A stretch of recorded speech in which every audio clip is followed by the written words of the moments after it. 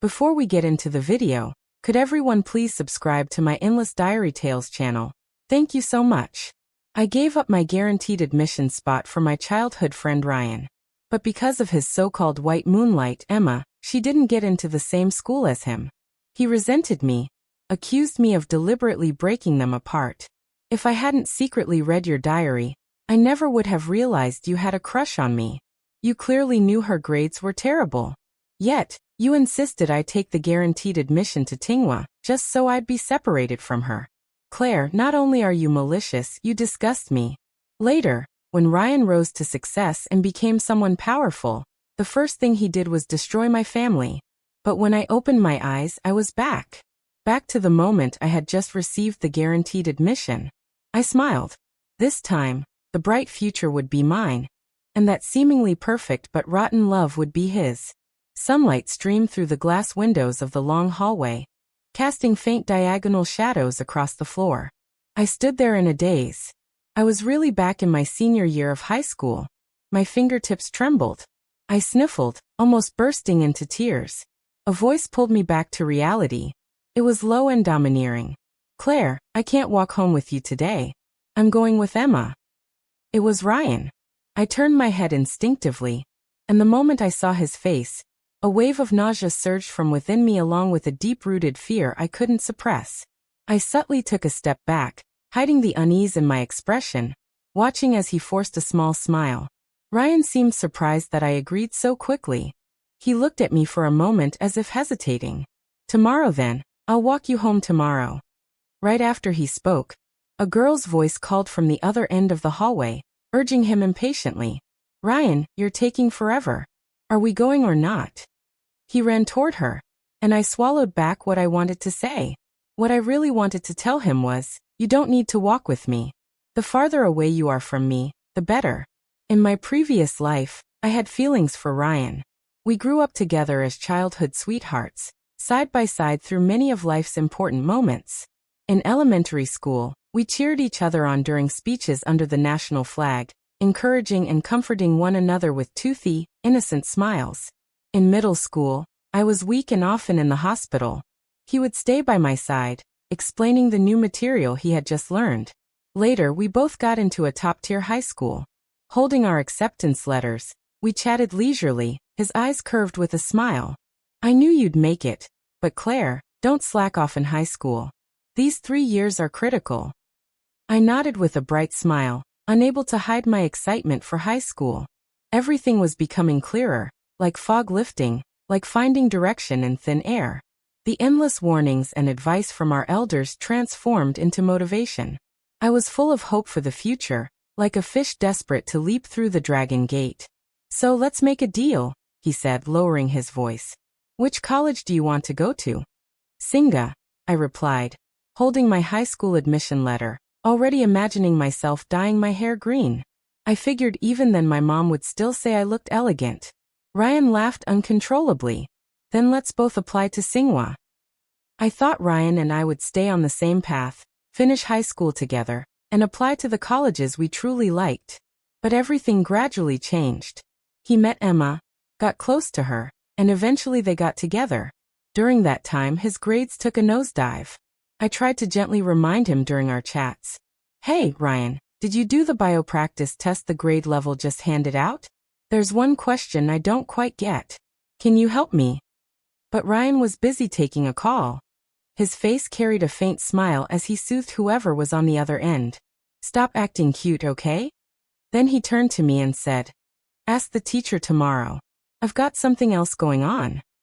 Right after, he yanked the curtain shut with a swish, completely shutting me out. His movements were impatient, and he had zero interest in anything related to studying. I looked away, and in that moment, the image of the boy who once said we'd go to Tsinghua together began to fade in my mind. I sighed, returned to my desk, slipped the completed bio test into my backpack, and under the soft yellow light, started drawing auxiliary lines on the math problems again and again, repeating formulas, drilling endlessly until that year in senior high when I won an award in the national physics competition. When my guaranteed admission offer came through, I overheard the teachers talking as I passed by the office door. That kid Ryan from your class. He seems to be spending a lot of time with that girl from class too. Don't even mention it. I've already spoken to him multiple times. It's no use. He won't listen. This is a really bad time for that kind of distraction. I stopped in my tracks. My connection with Ryan made it impossible for me to ignore what was happening to him. Just look at his grades, one teacher said, his voice low but heavy with concern. Especially his physics. His scores have dropped terribly. At this rate, it'll be tough for him to get into any 985 university. But that girl Claire in your class, she's doing amazing. Ever since the school year started, she's been completely steady, always ranked number 1 in the grade. No wonder she got the guaranteed admission. That girl's future may not be all smooth sailing, but it definitely won't be rough. Their words echoed in my ears like a tiny hammer knocking at my heart. I thought of Ryan's childhood smile, the one with the gap in his teeth and his bright, passionate eyes when we were young. I stood there torn and uncertain, then finally let out a long sigh and knocked on the office door. "Teacher," I said softly, "please give my guaranteed spot to the next person in line. My grades. I think I'll be fine taking the college entrance exam." I paused, then added, "I entered the physics competition with Ryan. He only scored 5 points less than me. He was the runner-up. As his friend, this is the last thing I can do for him." After everything was finalized, I didn't go to Tsinghua. Instead, I enrolled at another 985 university in Beijing. But somehow, Ryan ended up finding my diary. He opened it and confronted me with the evidence laid bare between us. His expression was full of disgust. His eyes carried an undeniable hatred. "If I hadn't read your diary, I never would have known you had a crush on me," he said coldly. "You knew my grades weren't good, and you still insisted on taking that spot at Tsinghua. You just wanted to separate me and Emma. Claire, you're so vicious." I was shocked, overwhelmed, and at a loss for words. My face went pale under his icy glare. There was no way I could explain it all clearly. "No, Ryan," I started, voice trembling. "If you and she had gone to the same school, then your academic performance." But he threw the notebook at me before I could finish. His voice was like ice. "That's none of your business. You have no right to make decisions for my life. If I could, I wish I had never met you. You honestly make me sick." I stood there watching Ryan's back as he walked away. My eyes stung, not because of the secret feelings he'd exposed, but because someone who used to be so close to me had become a stranger and stabbed me straight in the heart.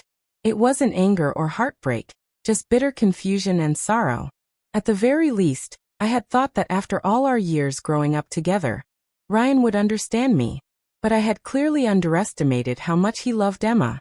In the days that followed, I couldn't help but resent my past self for giving up that admission spot. Pushing my bike along the quiet path, I was walking slowly when someone called out to me, "Why are you walking alone?" Snapping out of my thoughts, I turned my head. A boy on a bicycle coasted over, one foot playfully kicking at the breeze. His profile was delicate and refined, his nose high and straight as he tilted his head to look at me. It was Jason, the class president from Shun's class and another student who had qualified for guaranteed admission like me. I smiled faintly. Just no one to walk with today. Jason raised an eyebrow, holding a grudge. "I thought you usually walked with Ryan." I hesitated for a moment. "We don't walk together anymore. I think being alone feels pretty good." "Then let's walk together." I looked at him, surprised. He smiled gently, like a breeze brushing across the moon. "We're heading the same way anyway. Might as well. Mostly, I wanted to ask you something about our coursework." I nodded. "Sure." Jason rode alongside me, and I glanced at the familiar road, one I had walked with Ryan countless times before. I couldn't stop my thoughts from drifting back to my past life. When Ryan went to Tsinghua and carried on a long-distance relationship with Emma, Ryan was constantly running back and forth, juggling his studies while trying to make time for Emma. The pressure wore him down. He became exhausted, hollow-eyed and drained. Eventually, another person came between them, and Emma broke up with him. Ryan blamed everything on the decision I had made. After the college entrance exams, I got into another dream university. Not Tsinghua, but no easier. I remember my junior and senior years being a whirlwind. I spent a lot of time traveling back and forth between campus and my internship site just to finish my thesis. Later, after graduation, I got a job and kept my head down, working diligently at my position. But the truth was, I never really liked the major I had chosen. Because of that, I lacked any true passion for my work. I did what was expected, completed my tasks, collected my salary, and lived a plain, uneventful life. Still, every so often, I'd recall the look on Ryan's face when he found my diary. That disgusted expression of his. Did I ever really let it go? Maybe not. Maybe I just came to terms with it. What I didn't expect was that Ryan never let it go either. Not even close. He cared far more about it than I ever imagined. One time, our company was launching a new product, a cutting-edge drone. And since I had a background in physics, my boss brought me along to explain the tech to a potential partner. That partner's company turned out to be Ryan's. Publicly, Ryan had a great reputation. But at that business dinner, he went out of his way to embarrass me. He made cutting remarks that left me no room to save face. He even told my boss that because of my personal conduct, he was unwilling to collaborate with our company. My boss was furious. I was demoted. In the end, Ryan only agreed to the partnership on one condition: that I'd be fired. And just like that, I lost my job. But it didn't stop there. Ryan had received a top-tier education and built an extensive network. His social status kept rising. And thanks to his good looks, he even had a presence online. He cleverly used social media, investing in promotion to draw attention. Then he used that attention to smear me. He painted me as someone who sold company secrets to foreign organizations for personal profit. I tried to defend myself, but the internet exploded with accusations and insults. I was overwhelmed by abuse and suspicion from every direction. I locked myself in my room for days on end, sinking into anxiety and depression, consumed by self-doubt. Eventually, I started to believe the lies myself. Everything reached a breaking point when someone online exposed my family's home address. They came straight to my parents. That's when I snapped. I screamed at them, "Get out! Stay away from my family! Get the hell out!" My mom clutched my sleeve, gently patting my shoulder, her face full of concern. "Claire, what's going on?" My dad, who had always had a hot temper, grabbed a broom by the door and started swinging it at the mob outside. Each strike hit its mark. The crowd began filming, hurling insults. I knew it. Like daughter, like family. We're just here to verify some facts. No need to get violent. She's exactly like the rumor said. Disgusting. After that day, it wasn't just me living under public judgment. My parents' lives were dragged into it too. The internet, a double-edged sword, turned its sharpest side against them. My dad, who worked at a factory, got into an argument with someone on the job. "Hey Song," a coworker said. "How could your daughter mess things up so badly? Now the whole world knows." "What did you just say?" My dad snapped. "You heard me. Your daughter's a traitor." "Say that again. I dare you." And then my dad hit him. "Why are you hitting me?" He was already getting older. The attack left him with torn ligaments and broken bones.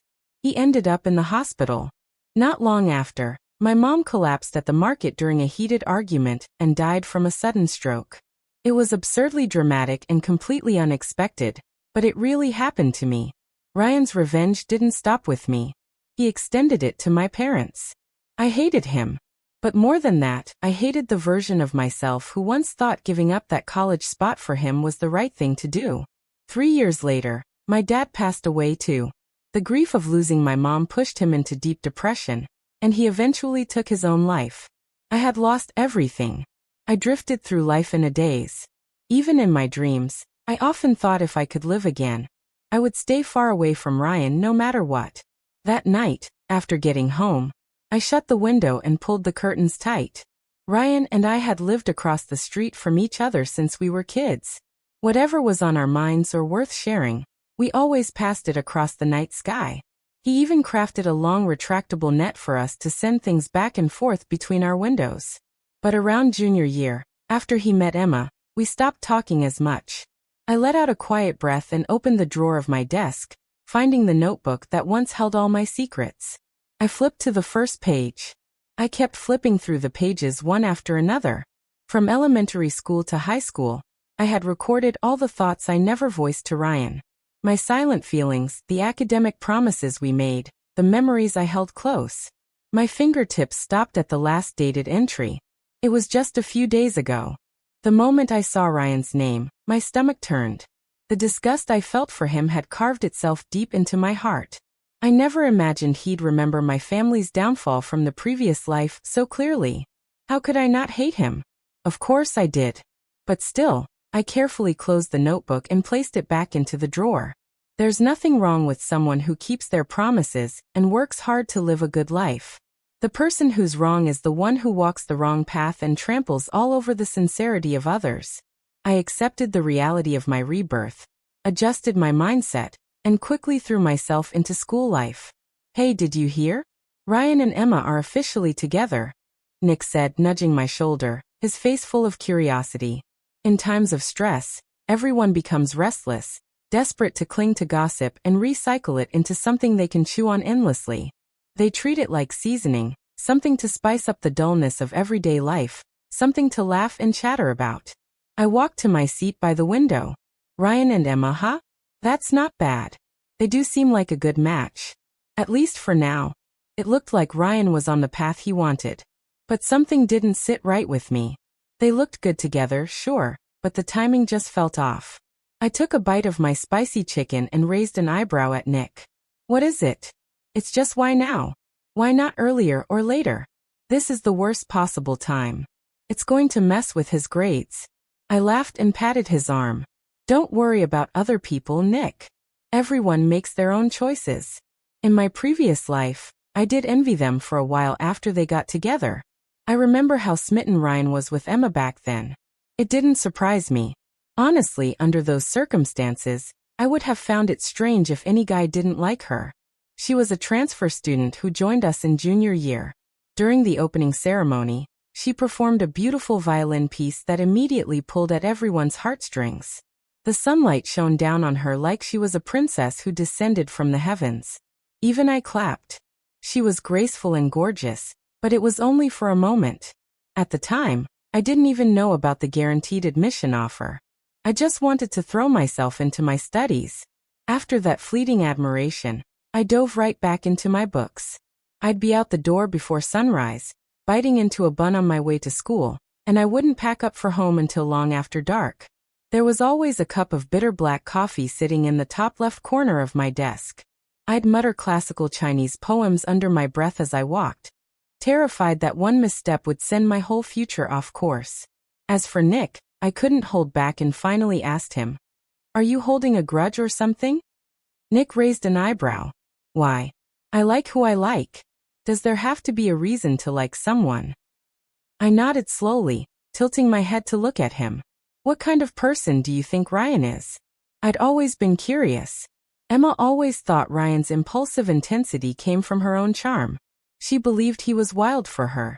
But to me, Ryan was like a little sun, radiant, but also arrogant and willful. At times he could be gentle and surprisingly considerate. Emma came from a wealthy family. She never had to worry about school, and had a ton of talents under her belt. Ryan, on the other hand, grew up with divorced parents and was raised by his aunt. Maybe in a way, Emma was the antidote to his chaos. She brought freshness into his life, things he'd never experienced before. She was in every sense the opposite of me. The moment I locked eyes with Ryan, something strange happened. He felt unfamiliar, almost like a stranger. I opened my mouth to say something, but hesitated. Maybe now isn't the best time, I finally said. This phase is really important. There's not much time until graduation. Some things can wait.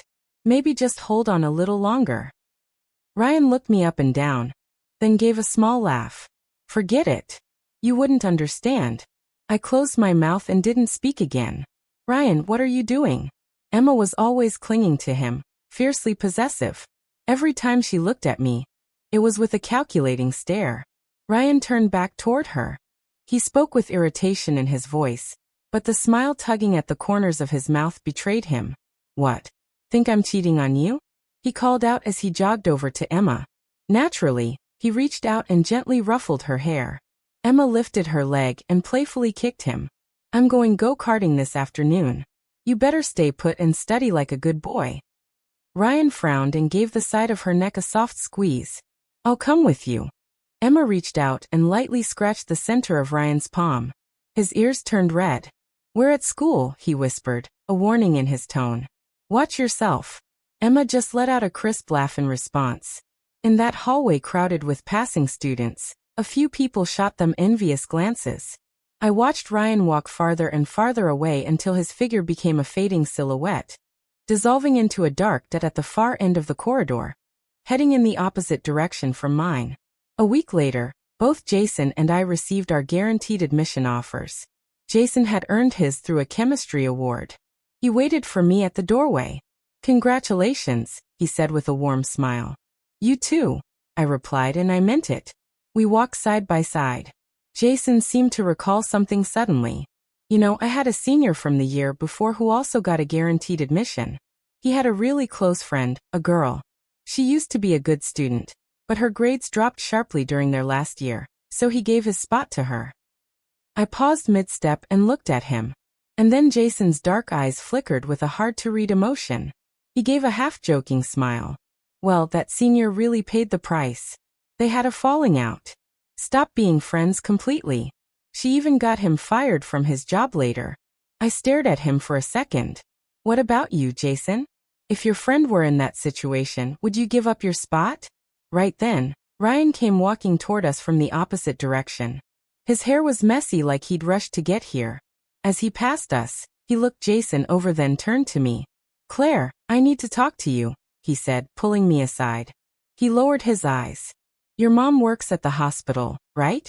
Emma's dad had an accident and was admitted. Could you ask your mom to keep an eye on him? It sounded like a request, but his tone held more command than courtesy. Like in his world, I would always say yes. I looked up at him and gently pushed his hand away.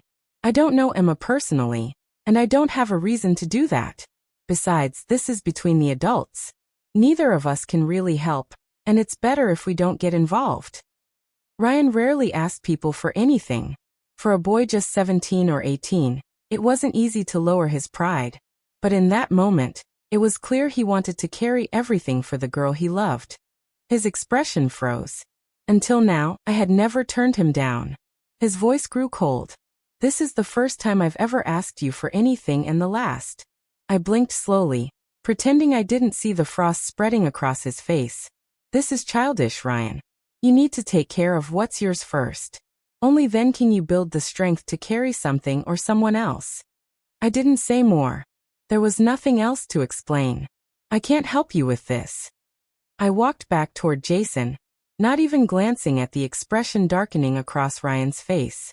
Jason shifted his gaze from Ryan to me. Then he smiled and reached out to ruffle my hair. So, anywhere you've been wanting to go lately? Haven't really thought about it, I replied. Ryan stood alone behind us, watching as Jason and I walked away. A strange flicker crossed his eyes. So Jason said, "What's your answer?" We stepped outside the school gates. To what? If your friend asked and you knew they wouldn't. I looked at the early spring buds unfurling on the trees and replied, absolutely not. Some lessons only need to be learned once. In my last life, I had said yes. I had begged my mom to help keep an eye on Emma's father during his hospital stay. That was around the time Emma's family started to fall apart. They went bankrupt. Their quality of life kept declining, and her father's sudden illness only pushed them further into hardship. Ryan stayed by her side constantly, so much so that he completely abandoned his own studies. And just like before, I gave up my guaranteed admission spot for him.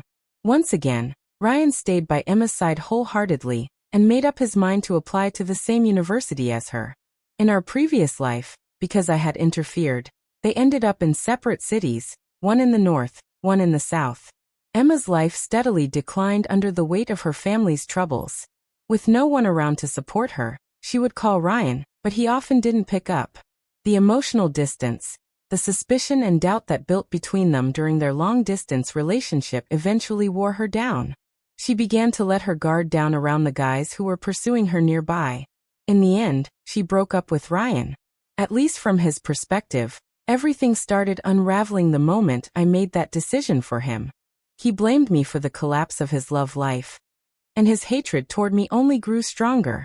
So this time, if it was your choice, Ryan, what consequences will it bring? Senior year flew by in the blink of an eye. Jason and I visited the Singa campus in advance, and with some time left before the semester started, we took the opportunity to travel during the off-season. After the college entrance exam, the great dividing line, everyone's fate began to branch out in different directions. Social hierarchy took shape through school names. As students screamed in celebration, their voices scattered like falling leaves across the streets. Ryan and Emma both ended up at the same second-tier university, which drew some pity from others. Ryan really went all in for love, someone said. Man, I could never do that. My mom would break my legs. Not even your mom. Your girlfriend wouldn't let you either, another chimed in. That's just dumb. Some kind of love martyr thing. Beats me. Maybe some girls are into that, someone else added. But honestly, Ryan's grades did drop. Yeah, he ranked near the bottom of the class by the end of senior year. Out of over 1,000 students, nearly all liberal arts, he was in the 700s. Even if he did well on the exam, he was never going to stand out. A few days before college started, my house was filled with friends. Some were longtime buddies. Others were heading to Beijing too. Everyone was in high spirits. At the center of the room, a guy popped a mini firework cannon toward the ceiling and leapt into the air like a monkey, shouting joyfully, "Cheers to Claire and Jason." Haha. Legends. Mad respect, someone yelled, raising a drink. Nick lifted his cup to toast Jason and downed it in one go. Jason froze for a second, reaching for a beer, but I stopped him. Turning to Nick, I asked, "You pulling that green tea act again?" Nick giggled with mischief, his eyes flicking between Jason and me, clearly teasing. He raised his eyebrows and made suggestive faces like he was watching a rom-com. I pulled my hand back like I'd touched something hot. Jason rubbed the bridge of his nose, embarrassed. My phone buzzed. I picked it up and saw a message from Ryan. "Claire, I need to talk to you. Are you really going to keep ignoring me out of spite? I want to talk about the college choices. My dad's sick. You think I made the wrong decision too, don't you? No one understands me." I paused at the fourth message, thumb hovering over the screen. In our past life, his dad had been perfectly healthy. No illness, no sudden problems. But now this sudden sickness. How could it not be connected to the choices Ryan made?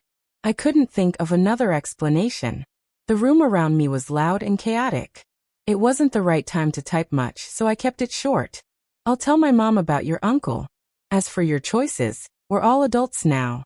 We each have to take responsibility for our own decisions." I set my phone down and rejoined the game. Jason looked at me. "What is it? Ryan messaged you about school stuff?" I asked, raising an eyebrow.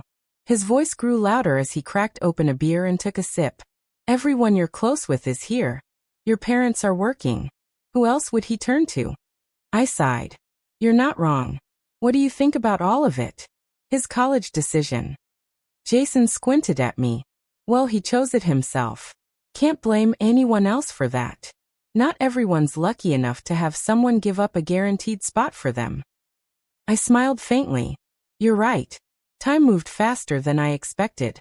Before I knew it, our first semester of college had flown by, and the people we once shared a classroom with had already started to drift worlds apart. Every now and then, I'd hear someone was going abroad, or that old classmates had bumped into each other at debate competitions or intercollegiate events. Everyone naturally split into different circles. Those who ended up at similar tier schools grew closer. The once envied relationship between Ryan and Emma gradually faded from people's conversations. Back in high school, young love was something people looked up to. It was a source of fascination in an otherwise monotonous senior year. But once high school was behind us, all that glamour began to dim. Pretty faces were everywhere now, and the world was full of people who were both talented and attractive. Everyone was stepping into the real world. Only the strong got lifted to the top. The rest just became stories, lessons told in passing, summarized as, "What a shame." Nick once picked up my physics competition medal and out of nowhere said, "Ryan and Emma broke up. You guys were pretty close in high school, right?" Not curious what happened. "What's there to ask?" I replied. "I heard it had something to do with Emma's dad being sick and needing a lot of money. There was this rich older guy near their school who started pursuing her. Ryan couldn't help financially, so he just watched her take the money to help her dad. The guy apparently told her the money was a gift, no strings attached, but Emma felt guilty and kept in contact with him. Anyway, Ryan found out and they broke up." I paused. How was this any different from last time? Emma still ended up choosing someone else. I let out a breathless laugh. Emma and Ryan were both still so young when they swore to choose each other, not knowing what was ahead. But maybe it was only Ryan who had made it past the honeymoon phase.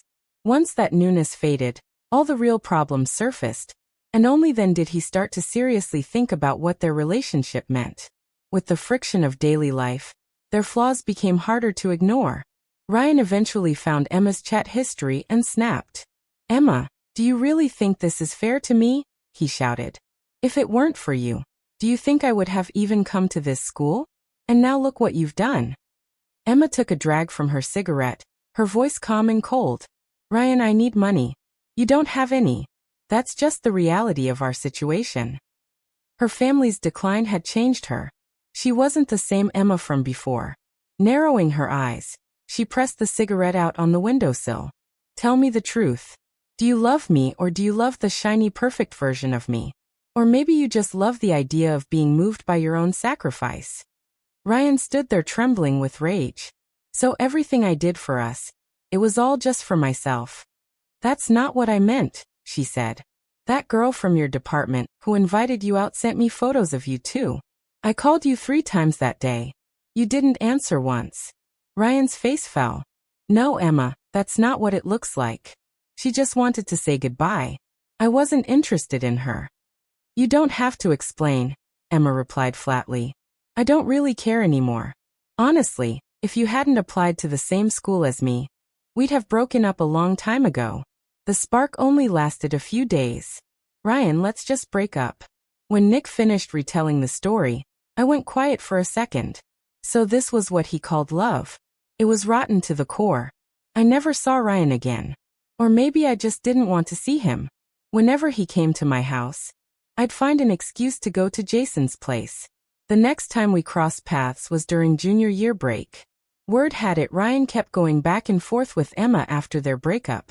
He even took a year off to start a business and make money, but he misread the market and mistimed the opportunity. After a year of breaking even, he went back to school. By then, Emma was still in her junior year and dating that same older man. Ryan got into a fight with him and ended up in jail. The guy made bail. Ryan didn't. He stayed locked up a few extra days and ended up with a record on his file. They never spoke again after that. Ryan started going through girlfriends one by one. That passionate, all-consuming high school love of his had come to a complete end. In my last life, after their breakup, Ryan would secretly take the train just to catch a glimpse of Emma. He'd wire the money he earned from part-time jobs to her bank account.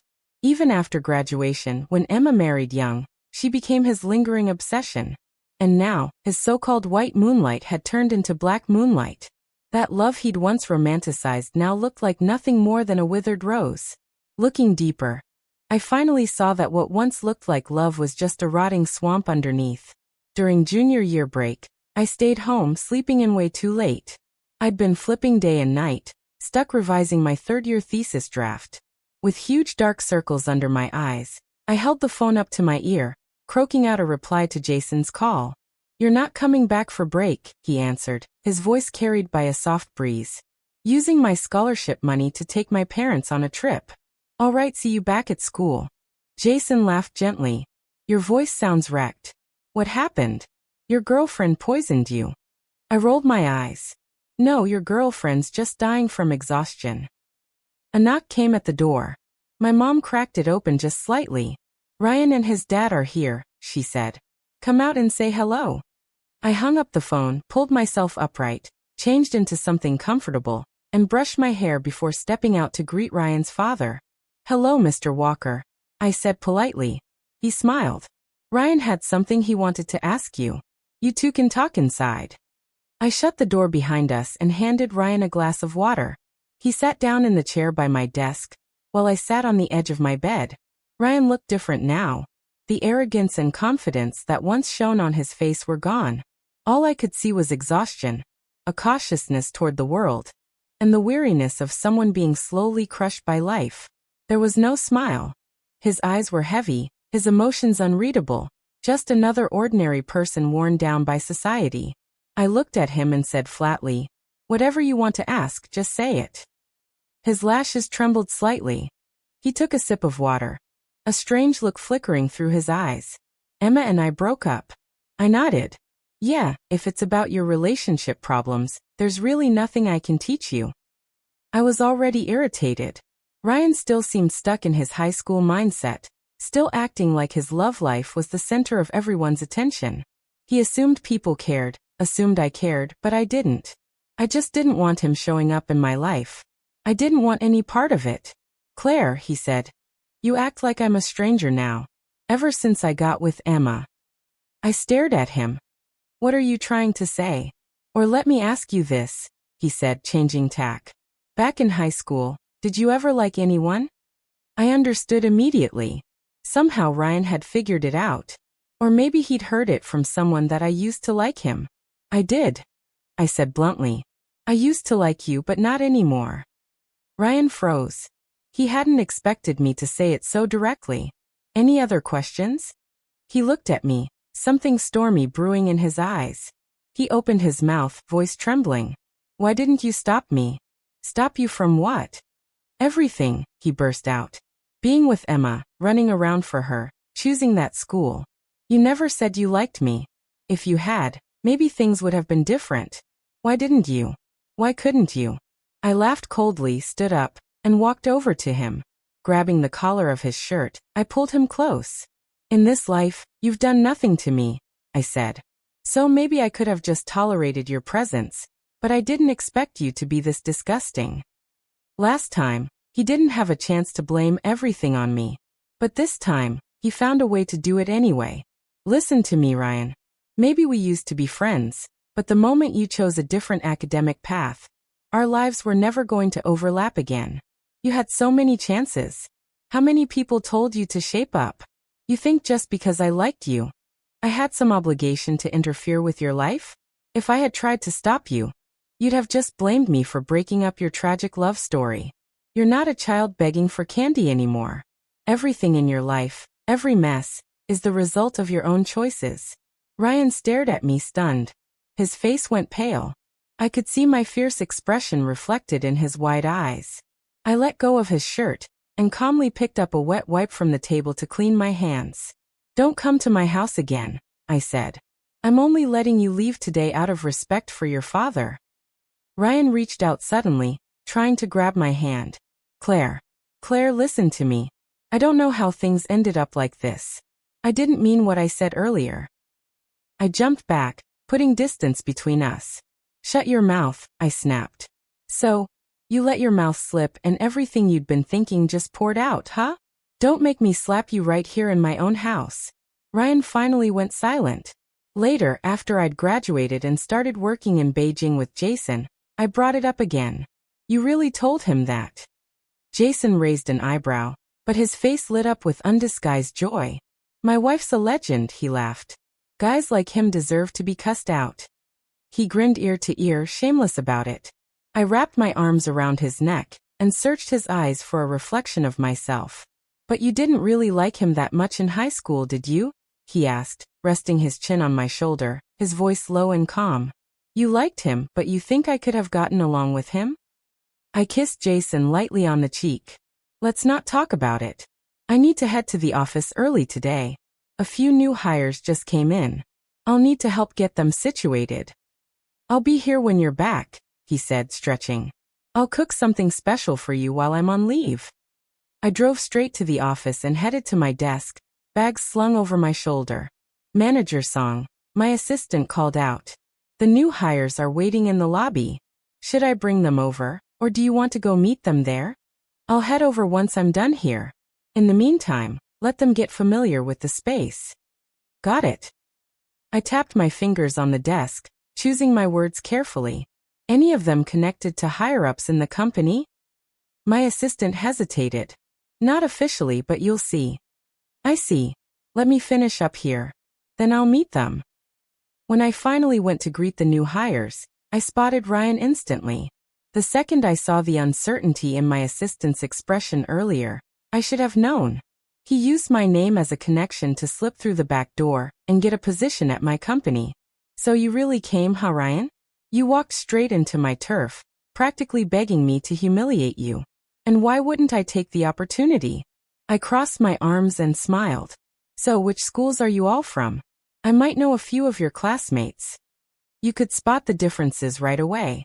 Graduates from top-tier schools held their composure with ease. Those from slightly weaker programs managed polite smiles, but there was always a hint of hesitation. Then it was Ryan's turn. He went pale as he gave his answer, and heads immediately turned. There were only two explanations. Either he was outrageously talented or he had connections.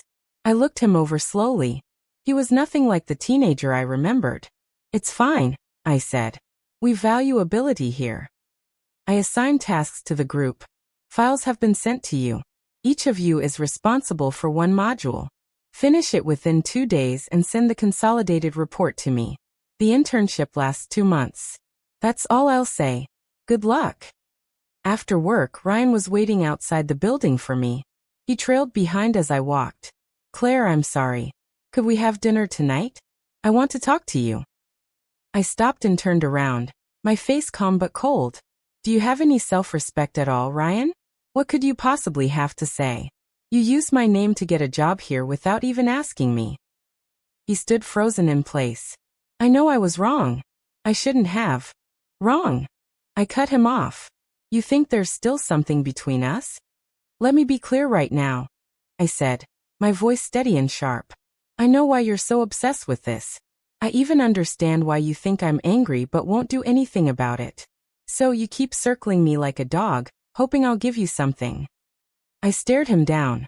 Back in junior year during break, you found my diary, didn't you? He flinched. Nailed him.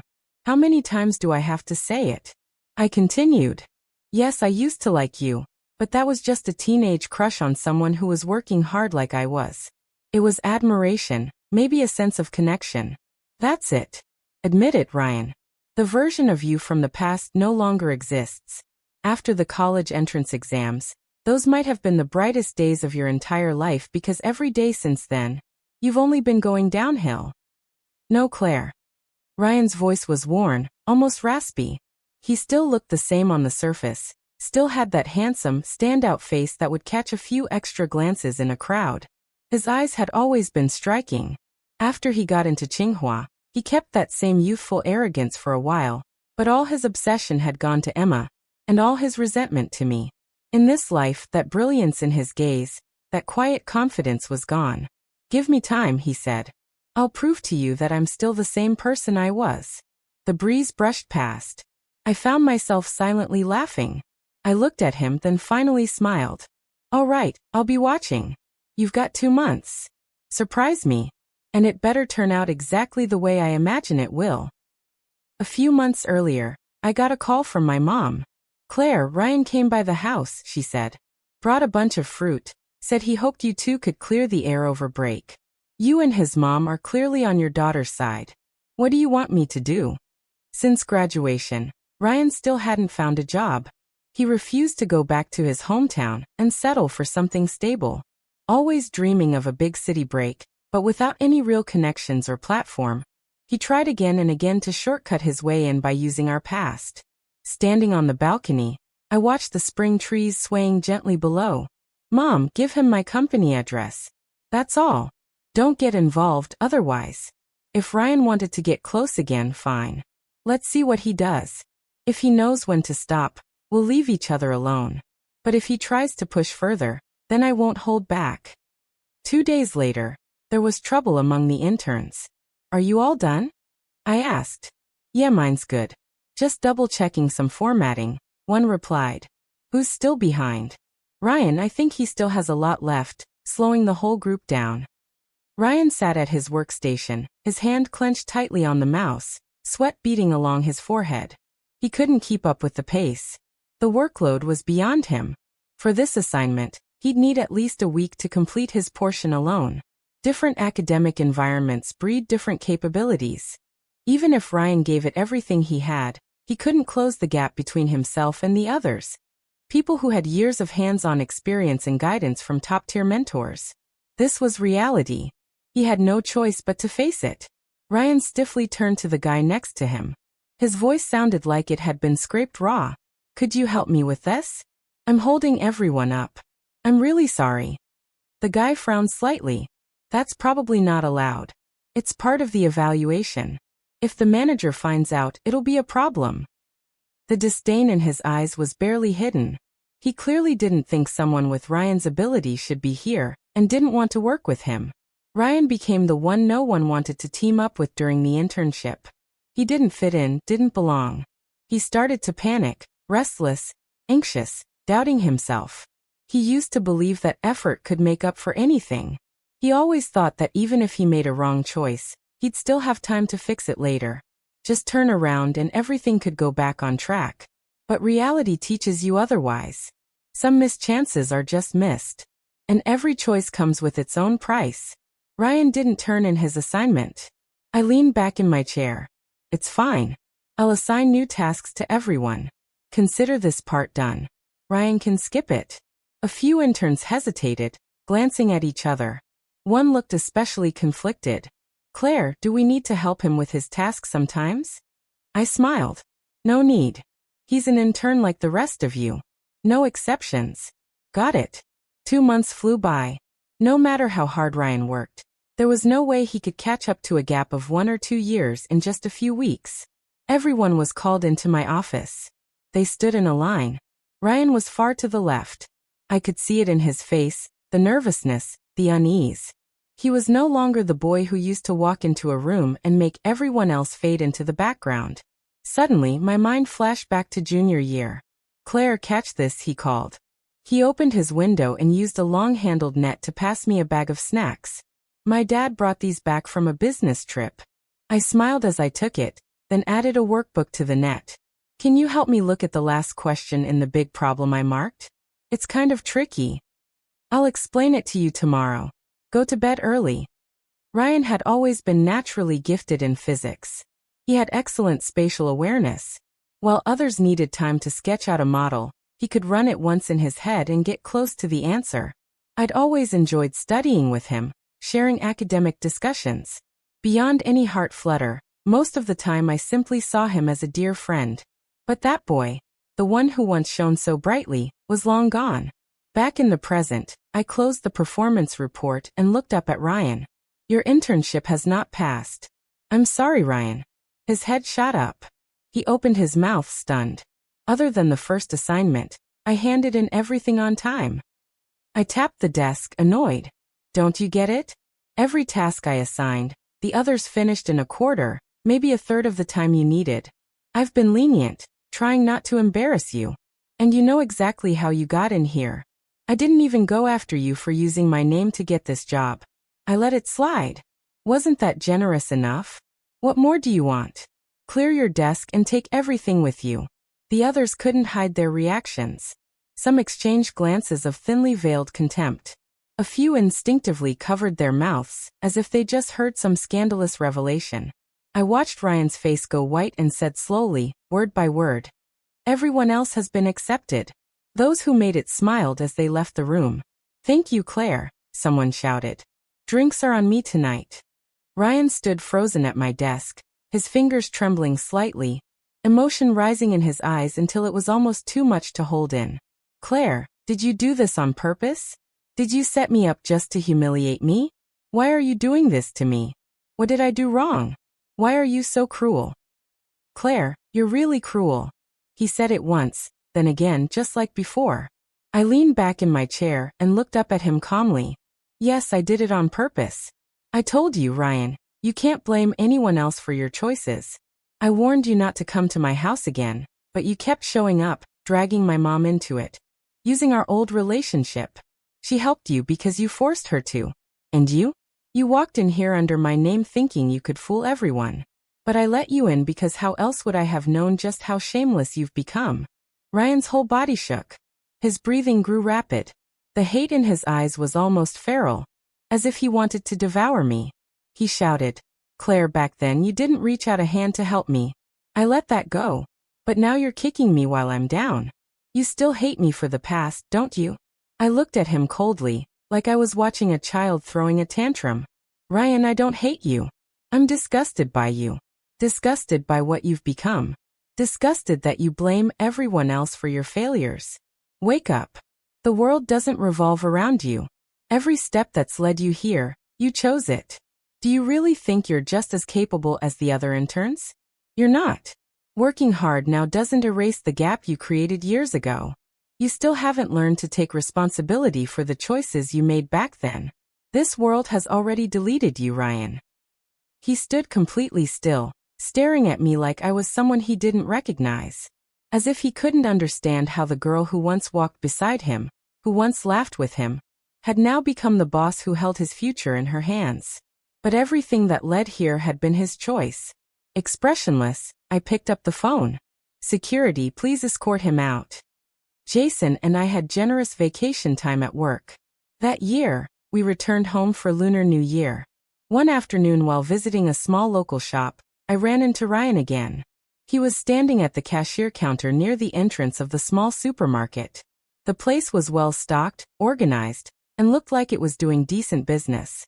On my phone, short videos kept scrolling by one after another, loud, stimulating, the kind that kills time and numbs your brain. The owner came over to check out. Ryan set his phone aside and looked up. That was when I caught the panic in his eyes, the insecurity. It was as if he hoped I hadn't seen him. Or maybe he just didn't want to be seen at all. He kept his gaze lowered, bagging the items in silence. Finally, he scanned the last item, and we left together.